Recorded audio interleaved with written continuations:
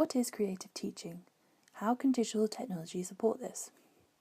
Creative teaching has taken centre stage in educational debates, and whilst no one doubts its absolute necessity, how it can be executed in a busy, curriculum-restrained classroom is discussed at great length. My understanding of creative teaching is that it is a thematic approach that nurtures children's natural curiosity for learning and allows them to explore and then assimilate knowledge, which ultimately result in a far richer learning experience. Creative teaching is often characterised by a blurring of strict subject boundaries, allowing children to make essential cross-curricular links in their knowledge. The teaching standards require teachers to promote a love of learning and children's intellectual curiosity, and I believe this is best achieved through real-world learning that children see the relevance of. Children have an innate curiosity, and all learning is about exploring and making connections. It's important to remember that creativity can be achieved in all subject areas, not just those most readily associated with it. Fisher perhaps summarised it best when he said, "Any lesson can develop creative thinking if it involves pupils generating and extending ideas." So how can digital technology be used to support this? Constructivist teaching, made famous by theorists such as Vygotsky and Piaget, stressed the importance of children learning through doing. Piaget in particular believed that this act of doing added to and altered children's existing ideas or schemas and refined their understanding of the world around them. Kathy Cross, founder of 4D Creative, is a self-proclaimed den builder and visits schools, transforming spaces in a bid to inspire children and fuel their innate passion to learn. She believes it's the combination of low-tech and high-tech that enables immersive learning to take place and has, in recent years, transformed classrooms into 19th century mills, space stations and political rallies, amongst other things.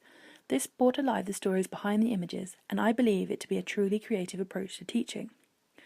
Many believe that the key to creative teaching is the emphasis on the process rather than the product. Almost every activity we ask children to do is because of the learning they will gain from the process of completing it, rather than from the completed task itself. In a creative learning environment, this should be true of nearly every subject, and ICT is no exception. ICT gives the opportunity to take risks and make mistakes in a non-threatening atmosphere, and creativity cannot be achieved without a certain degree of trial and error.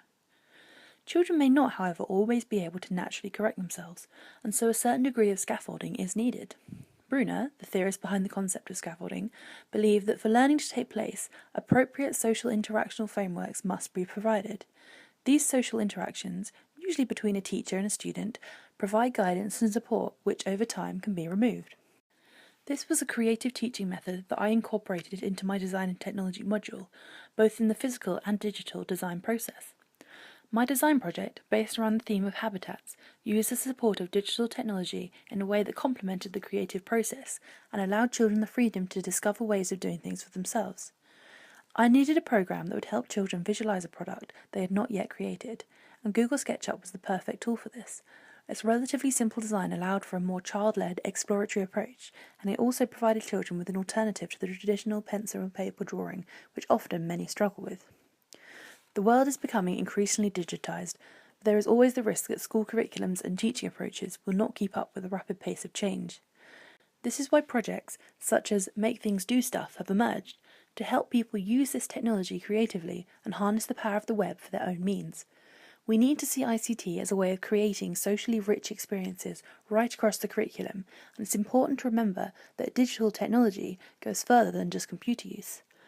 It's an ever-expanding field, and it is important that we, as teachers, are aware of new technology that is being made available to ensure that we are providing children with rich learning experiences.